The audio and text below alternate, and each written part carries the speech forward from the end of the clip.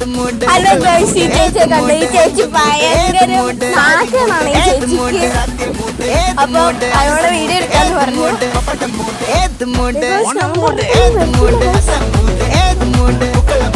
മാറ്റാൻ പറയുന്നു.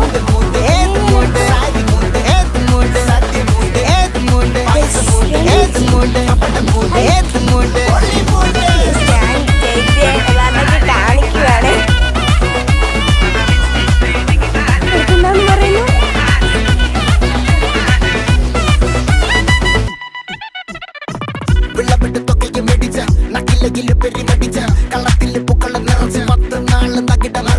ഒറ്റപ്പൊളിയിൽ കൊച്ചി തിരുവനന്തപുരം മൊത്തം മലബാറും